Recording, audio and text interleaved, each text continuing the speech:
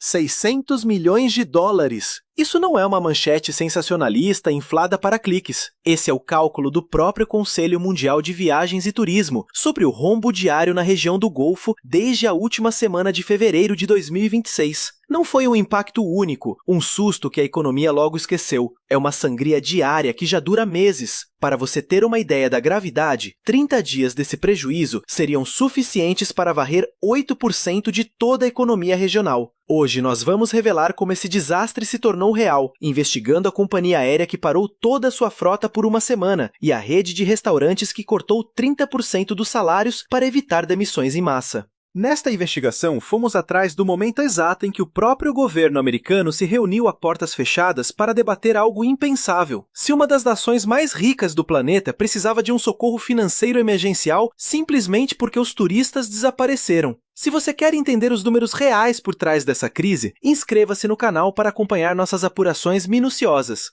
Para compreender o tamanho desse tombo, precisamos olhar para onde Dubai estava antes do desastre, pois a queda só faz sentido quando vemos a altura do topo. A cidade fechou o ano de 2025 com a marca histórica de 19,59 milhões de visitantes internacionais, batendo todos os recordes pelo terceiro ano consecutivo. A ocupação hoteleira em mais de 800 estabelecimentos e 150 mil quartos flutuava entre 80% e 85%. Era um dos melhores desempenhos do planeta, com a Europa Ocidental enviando mais de 4 milhões de turistas. Esse setor representava quase 12% de toda a economia nacional, um crescimento de mais de 20% sobre os níveis pré-pandemia. Para 2026, a meta oficial era de 21 milhões de visitantes e mais de 35 bilhões de dólares em receitas. Mas no fim de fevereiro, uma campanha militar conjunta de Estados Unidos e Israel atacou o Irã, e a retaliação iraniana cruzou as águas do Golfo em questão de horas. Nossa investigação começa pelo setor de aviação, que sofreu o impacto mais rápido e devastador desta crise, revelando um detalhe crucial que a maioria dos relatos oficiais tentou suavizar. A Emirates, símbolo máximo das ambições globais de Dubai, não se limitou a reduzir rotas ou atrasar voos quando o conflito eclodiu. No dia 1º de março, a companhia emitiu um alerta vermelho de emergência interna e tomou uma medida drástica. Suspendeu imediatamente todas as suas operações de decolagem e pouso em Dubai. Essa paralisação total da frota foi estendida consecutivamente nos dias seguintes, congelando o tráfego do aeroporto mais movimentado do planeta e gerando um pânico generalizado no setor de turismo global. Com apenas um punhado de voos de repatriação e carga autorizados sob rígida supervisão governamental, a Etihad, companhia aérea de Abu Dhabi, seguiu exatamente o mesmo caminho em seu próprio terminal. Descobrimos que o primeiro voo a decolar de Dubai após o bloqueio total foi um único avião da Emirates, o voo EK500, que partiu na noite de 2 de março rumo a Mumbai. Monitores de tráfego aéreo registraram aquela única aeronave, representando naquela noite silenciosa toda a operação daquele que era o aeroporto internacional mais movimentado do mundo. Essa imagem solitária desmente as narrativas superficiais que circulam por aí de que as empresas locais continuaram operando normalmente durante os combates.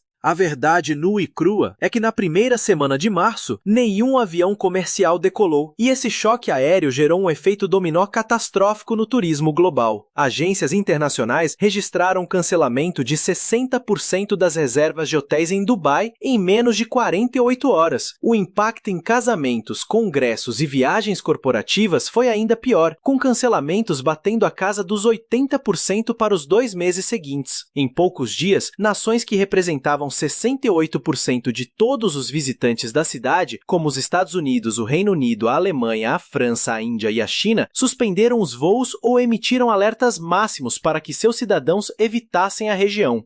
Até mesmo a Agência de Segurança da Aviação da União Europeia emitiu um alerta severo, desaconselhando voos na região do Golfo. Se investigações profundas e dados apurados são importantes para você, apoie o nosso jornalismo independente, deixando o seu gostei para que esta apuração alcance mais pessoas. Agora, precisamos decifrar um termo que parece jargão de economista, mas que revela a gravidade da crise: a linha de swap cambial. Trata-se de um acordo direto entre bancos centrais que permite a troca mútua de moedas nacionais, geralmente por dólares americanos, a uma taxa de câmbio pré-estabelecida, garantindo liquidez imediata para evitar que o mercado local entre em colapso total por falta de moeda estrangeira. Essa medida serve para garantir que pagamentos em dólares, como contratos de comércio internacional, dívidas e empréstimos corporativos, continuem sendo honrados sem problemas, mesmo quando os bancos locais não conseguem obter a moeda americana pelos meios normais. O Federal Reserve mantém esses acordos de swap permanentes apenas com aliados muito próximos e históricos, como o Banco Central Europeu, o Banco do Japão e o Banco da Inglaterra, fruto de décadas de cooperação. Uma discussão extraordinária de swap com os Emirados Árabes Unidos, motivada de forma urgente pela quebra do turismo e pela crise de liquidez por causa da guerra, entra em um patamar muito mais grave. É uma conversa de emergência e não uma renovação de rotina. Essa distinção acalorou os debates no Senado americano, onde parlamentares confrontaram Scott Bessent diretamente em seu depoimento. Os senadores questionaram se um país que controla mais de 2 trilhões de dólares em fundos soberanos realmente precisava desse apoio, ou se o pedido refletia apenas um pânico preventivo contra a fuga de capitais e a queda das reservas, em vez de uma crise de liquidez real. Bessent tentou minimizar os temores e defendeu que as linhas de swap eram ferramentas de estabilização do mercado e não pacotes de resgate financeiro. Ele usou palavras medidas para evitar a todo custo o termo salvamento, embora a oposição em Washington tenha repetido essa exata palavra ao longo de toda a audiência. Como jornalistas, não podemos ignorar as tensões políticas que cercaram as negociações em Washington, pois elas mudaram a forma como analistas avaliaram o caso. O senador Chris Van Hollen fez questionamentos incisivos na mesma audiência sobre as transações financeiras suspeitas entre a família Trump e os Emirados Árabes. Ele citou, nominalmente, um aporte de 500 milhões de dólares de uma autoridade emirati na empresa de criptomoedas da família Trump, além de uma transação de 2 bilhões de dólares em criptoativos pareados ao dólar, conectada a uma corretora cujo fundador havia acabado de receber um perdão presidencial.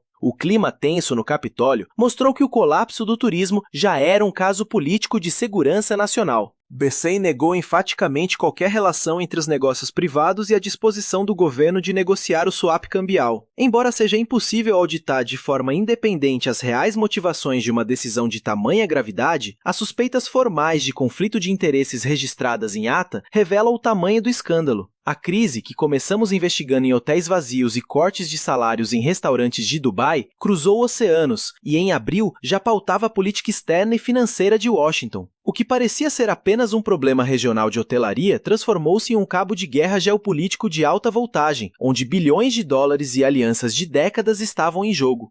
Para além das planilhas frias, o cenário humano no aeroporto de Dubai durante o auge do fechamento revela o verdadeiro desespero dos viajantes. Passageiros que já estavam nos terminais quando os voos começaram a ser cancelados em massa ficaram encurralados por dias. Sem opções, muitos desistiram de esperar pela reabertura do espaço aéreo e embarcaram em ônibus para Abu Dhabi ou em rotas terrestres perigosas rumo a Omã.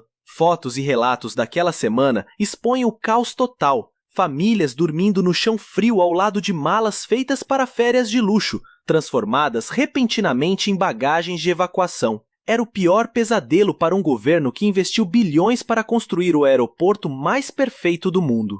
Cada hora de caos absoluto vivida naquele aeroporto alimentou instantaneamente as redes sociais, o mesmo ecossistema digital que passou anos vendendo uma Dubai glamourosa, impecável e segura. Essa quebra drástica de expectativa gerou uma crise de imagem irreversível que nenhuma campanha publicitária milionária conseguiria conter. Para piorar a situação de forma trágica, o momento em que esse conflito estourou coincidiu exatamente com o ápice da temporada de turismo na cidade, transformando o prejuízo financeiro em uma catástrofe econômica sem precedentes. Se o choque tivesse ocorrido em outro momento, as consequências poderiam ter sido menores, mas o golpe atingiu o coração financeiro do Emirado.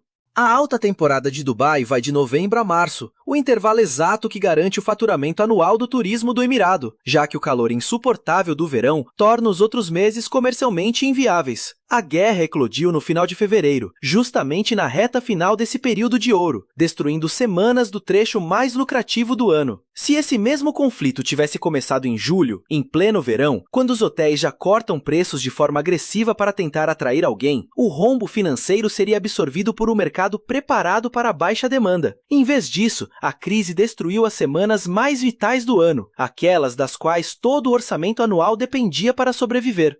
Hoje, você e eu vamos analisar o que realmente acontece nos bastidores de Dubai. decidimos ampliar nossa investigação e olhar para o excesso de oferta oculto sobre os números recordes que a cidade ostentava antes da crise. Isso explica por que esse colapso financeiro golpeou o setor hoteleiro com muito mais força do que a simples queda no número de visitantes sugeriria. Descobrimos que mesmo em fevereiro de 2026, com 80% de ocupação no melhor mês do melhor ano da história da cidade, cerca de 30 mil quartos de hotel em todo o Emirado ficavam completamente vazios todas as noites. O motivo? A quantidade total de quartos cresceu muito mais rápido do que a própria demanda recorde era capaz de absorver. Nossa apuração revela que essa capacidade excessiva não desaparece do custo de um hotel só porque a demanda despencou. Cada quarto vazio continua exigindo funcionários, seguros, manutenção e energia, não importa se há ou não um hóspede ali. Isso significa que a crise não criou um problema novo, mas acelerou de forma violenta uma vulnerabilidade que já existia, escancarando como a margem de erro era assustadoramente estreita, mesmo no topo do ciclo do mercado. Os dados de ocupação que nossa equipe analisou nas semanas seguintes confirmam a gravidade desse colapso, mesmo considerando que diferentes fontes de dados, usando metodologias distintas, tenham chegado a números ligeiramente divergentes. Documentos da CoStar, a renomada empresa de análise imobiliária que monitora o desempenho hoteleiro para investidores, e não para secretarias de turismo, revelam que a ocupação dos hotéis em Dubai desabou 54,4% em termos anuais até março, caindo para 33,1%, enquanto a ocupação nos Emirados Árabes Unidos despencou para 36,2%.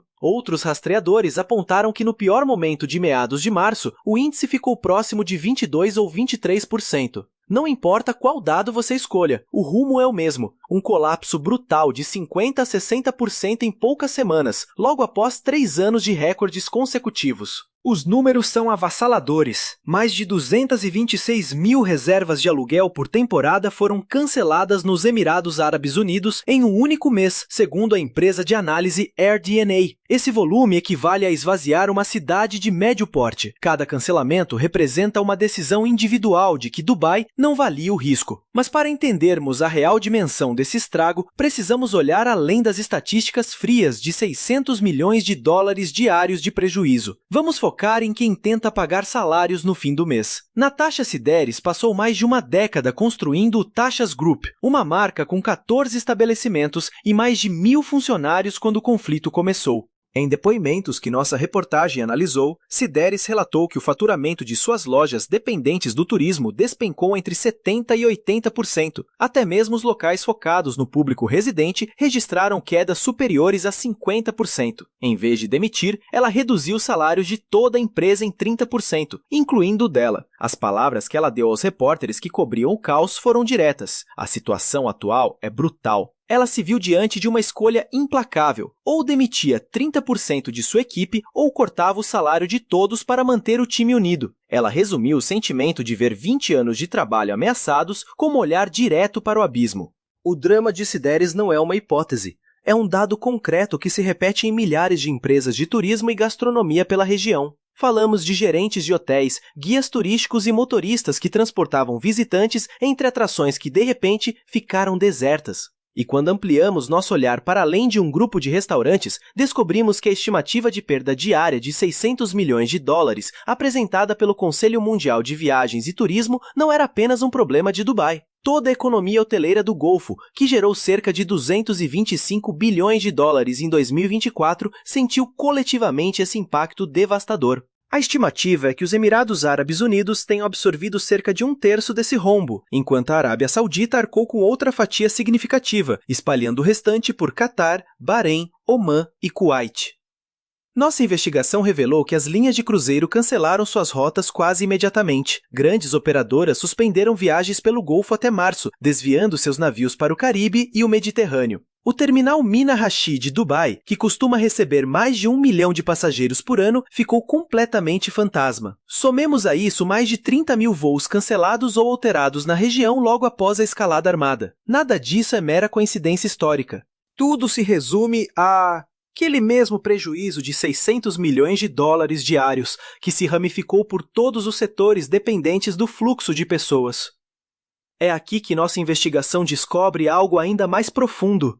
A crise deixou de ser apenas turística e passou a exigir a atenção do próprio governo dos Estados Unidos. Precisamos ser precisos aqui, porque a realidade por trás dos bastidores é muito mais complexa do que as manchetes alarmistas mostram. Em abril, o presidente do Banco Central dos Emirados Árabes Unidos, Khaled Balama, propôs uma linha de swap cambial a funcionários do Tesouro Americano e do Federal Reserve durante reuniões cruciais ocorridas em Washington.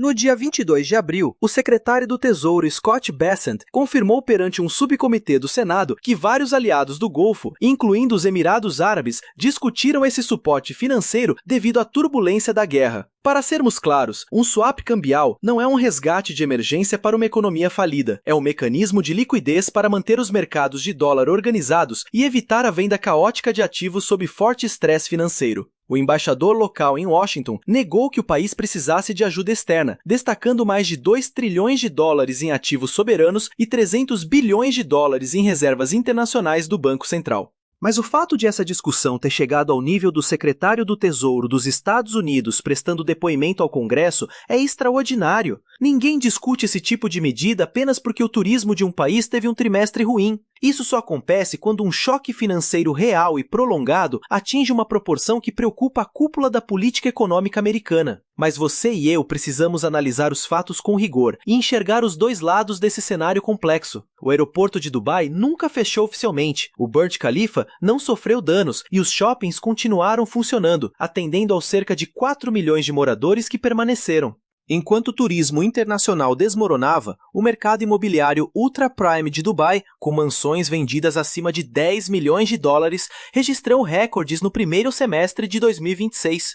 Foram mais de 290 transações, somando mais de 5 bilhões de dólares, de acordo com dados da Knight Frank, exatamente nos meses em que a crise se desenrolava. A agência Fitch alertou sobre uma possível desvalorização de 15 a 20% nos imóveis devido ao conflito, e as ações das gigantes Emaar e Aldar despencaram no dia 4 de março. No entanto, não estamos diante de uma economia inteira em queda livre, mas sim de um cenário extremamente dividido. O que temos aqui é uma exposição brutalmente desigual, catastrófica para o turismo, mas quase imperceptível no topo da pirâmide financeira. Um abismo que exige uma análise honesta. Mas por que o impacto psicológico superou o dano físico de forma tão devastadora? Descobrimos que 19 mísseis balísticos e 26 drones foram interceptados sobre o Emirado, sem causar danos estruturais à cidade, e o espaço aéreo nunca foi fechado. Só que nada disso impediu o estrago real. A versão dos fatos que alcançou centenas de milhões de viajantes em potencial não veio por comunicados do governo, mas sim por caminhos informais que escaparam totalmente do controle das autoridades locais. A verdade nua e crua se espalhou por meio de vídeos sem filtros nas redes sociais. Imagens de mísseis rasgando o céu noturno, evacuações desesperadas em hotéis e pânico no aeroporto viralizaram instantaneamente. Ironicamente, o conteúdo circulou pelos mesmos canais do TikTok e do Instagram que Dubai usou por uma década para projetar uma imagem impecável de riqueza e segurança. Uma economia de turismo erguida sobre a percepção visual perfeita descobriu, da pior forma, que as redes distribuem o medo com a mesma velocidade que promovem o luxo. O impacto físico da guerra em Dubai foi de fato contido, mas o estrago na reputação correu em uma velocidade que ninguém conseguiu frear. Se você e eu quisermos entender se essa crise pode ser revertida, precisamos primeiro analisar a mecânica exata de como esse pânico viral se propagou. Na gestão tradicional de crises turísticas, o fluxo de informações é previsível. Acontece um incidente, notas oficiais saem em poucas horas, a imprensa profissional verifica o fato e a equipe de relações públicas consegue moldar a narrativa antes que ela se fixe no imaginário popular. No entanto, o que nossa investigação detectou no fim de fevereiro e início de março foi a quebra total e simultânea de cada elo dessa engrenagem. O dano reputacional ocorreu tão rápido que nenhuma campanha de desconto ou nota oficial conseguiu alcançá-lo. Como jornalista, venho investigando esse fenômeno digital assustador. Imagens brutas, sem filtro ou verificação, inundaram as telas de milhões de pessoas no mundo todo muito antes de qualquer comunicado oficial ser redigido. Os algoritmos das redes sociais, desenhados para lucrar com o engajamento emocional extremo, espalharam os vídeos mais dramáticos com uma velocidade que nenhuma nota de esclarecimento conseguiria alcançar. Quando as autoridades de turismo de Dubai finalmente publicaram os dados reais sobre o impacto limitado dos estragos físicos, o estrago na imagem pública já estava feito. Milhões de turistas tomaram sua decisão baseados em meros 90 segundos de pânico sem contexto.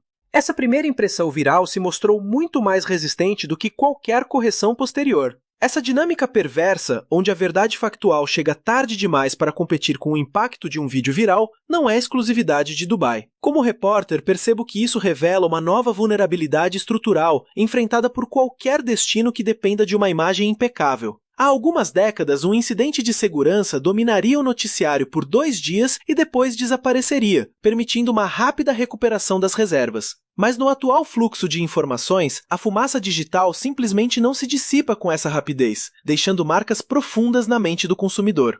Imagens antigas continuam circulando, sendo requentadas e compartilhadas por perfis sem ligação alguma com o ocorrido, meses após a situação ter se estabilizado na vida real. Isso significa que um viajante planejando férias em junho ainda esbarra em cenas dramáticas de março, exibidas sem data ou contexto. É um ciclo sem fim que mina o esforço de recuperação do destino. E aqui entramos no cerne da minha investigação. A fragilidade extrema de uma economia turística construída sobre a narrativa da segurança absoluta. A grande promessa de Dubai, o motivo pelo qual as pessoas pagam valores altíssimos para estar lá, sempre foi a garantia de que o visitante não precisaria se preocupar com absolutamente nada. A segurança em Dubai era uma certeza inquestionável e não uma variável que o turista precisava calcular, ao contrário de destinos tradicionalmente imprevisíveis. Mas esse tipo de promessa de perfeição, quando quebrada por um instante que seja, é infinitamente mais difícil de reconstruir. Afinal, todo o valor cobrado a mais dependia do fato de o viajante nunca precisar pensar em perigo. Cidades que se vendem aceitando suas próprias complexidades e contrastes históricos, como Roma ou Istambul, enfrentam um abismo psicológico muito menor após uma crise. Seus visitantes habituais nunca deixaram de avaliar os riscos antes de fechar o pacote, tornando o processo de recuperação muito mais natural e direto. Dubai passou décadas acostumando seus visitantes a não se preocuparem com nada. Por isso, a obrigação de voltar a calcular riscos durante os meses de fevereiro e março foi um choque térmico psicológico devastador, muito mais difícil de reverter do que em qualquer outro lugar do planeta. Se ampliarmos o foco de nossa investigação, veremos que a crise de Dubai segue um padrão histórico bem conhecido no setor de viagens. A Tailândia sofreu um baque de reputação terrível após o tsunami de 2004. Embora tenha sido um desastre natural e não uma crise geopolítica, a curva de recuperação foi assustadoramente parecida, mostrando o tamanho do desafio que o Emirado tem pela frente agora. Foram necessários anos, e não meses, para que a confiança dos turistas de longa distância voltasse a se estabelecer, mesmo com a reconstrução física já concluída. O Egito também levou muito tempo para reerguer seu turismo, após a turbulência da Primavera Árabe, e a Turquia enfrentou uma queda drástica de vários anos após os atentados terroristas de 2015 e 2016. Todos esses casos nos trazem uma lição jornalística clara. O evento que dispara a crise acontece em poucas horas, mas reconstruir a confiança necessária para fazer alguém comprar uma passagem aérea é um processo lento, que campanhas de marketing caras e descontos agressivos mal conseguem acelerar. Essa assimetria cruel explica por que os destinos concorrentes agiram com tanta rapidez. Cidades como Singapura, Londres, Paris, Tóquio e Lisboa, que passaram os últimos anos perdendo espaço para o crescimento implacável de Dubai, lançaram campanhas de marketing agressivas na primeira semana da crise. O foco eram os chamados turistas órfãos de Dubai. Eles redirecionaram essa demanda de forma instantânea, em vez de esperar que o mercado se movesse sozinho. Cada dólar capturado por esses concorrentes nesse momento exato representa um cliente que Dubai precisará lutar ativamente para reconquistar no futuro, pois a simples espera passiva não trará esse público de volta. Afinal, o viajante que decide experimentar Lisboa ou Tóquio durante essa crise e tem uma excelente experiência, ganha uma nova opção permanente de férias que antes sequer passava pela sua cabeça. Mas o que podemos esperar daqui para frente? Dados históricos monitorados pelo Conselho Mundial de Viagens e Turismo apontam que a demanda costuma se recuperar em cerca de 3 meses após um abalo de segurança, desde que o público perceba que a situação se estabilizou de verdade. Esse padrão, contudo, pressupõe uma crise rápida e contida. Se a instabilidade na região do Golfo se arrastar por mais tempo, entraremos em um território econômico completamente desconhecido e perigoso.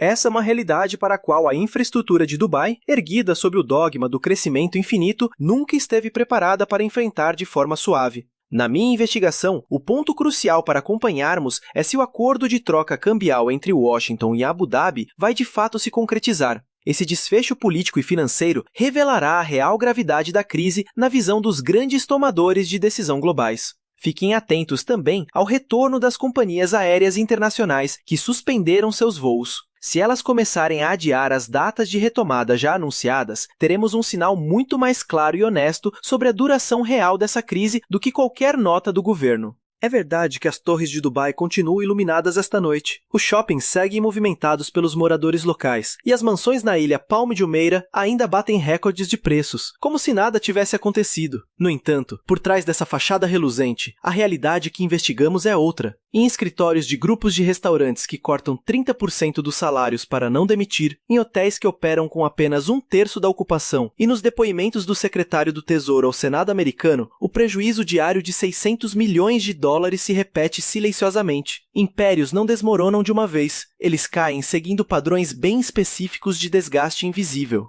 Estamos diante da descoberta silenciosa e extremamente cara de que a reputação, quando realmente testada pelo fogo, não se recupera na mesma velocidade em que a confiança se desfez. Como jornalista, quero convidar você para analisar esse cenário conosco. Deixe sua opinião nos comentários se acredita na recuperação total de Dubai ainda este ano. E se inscreva no canal para acompanhar os bastidores econômicos do turismo global. Enquanto conversamos, o prejuízo de 600 milhões de dólares continua acumulando noite após noite. É uma reserva cancelada aqui, um quarto vazio ali e um operador de câmbio em um banco distante monitorando cada movimento político que vem de Washington. Paralelamente, Natasha Sideris, com 14 restaurantes e mais de 1.000 funcionários dependendo de suas decisões estratégicas, refaz as mesmas contas desde a última semana de fevereiro. Ela tenta calcular quantos meses mais seu negócio aguenta operar no vermelho, antes que os cortes salariais de 30% se tornem insuficientes para salvar a empresa. Nenhum desses personagens sabe ainda qual será o desfecho real dessa história de sobrevivência, e a verdade é que ninguém sabe. Essa névoa de incerteza por trás das manchetes ufanistas é o verdadeiro ambiente em que a economia de Dubai respira desde fevereiro e continuará respirando até que a recuperação se prove real e palpável. Quero propor uma última comparação crucial antes de encerrar esta análise, algo que coloca a escala desses números em uma perspectiva impressionante. Uma perda diária de 600 milhões de dólares mantida ao longo de um único mês soma quase 18 bilhões de dólares em gastos de visitantes que simplesmente evaporaram da região. Trata-se de uma cifra equivalente a toda a receita anual de turismo de muitos países de médio porte, concentrada em apenas 30 dias. Não trago essa comparação para pintar um cenário puramente catastrófico ou sugerir que a crise de Dubai seja a pior da história recente, mas para que possamos compreender a escala real desse colapso econômico em andamento. Faça esse alerta para tornar a dimensão do problema compreensível ao público. Um rombo financeiro dessa magnitude, repetido diariamente ao longo de meses, em vez de um impacto pontual, deixa de ser uma mera estatística econômica abstrata. Ele passa a ser uma característica estrutural do ano fiscal de toda a região. Algo que inevitavelmente vai se refletir nos orçamentos nacionais, nos índices de desemprego e nos depoimentos oficiais que estamos acompanhando com atenção nesta cobertura jornalística detalhada. O que estamos testemunhando não é apenas uma crise passageira de imagem, mas sim um teste de estresse histórico para o modelo de negócios de um dos lugares mais ricos do mundo.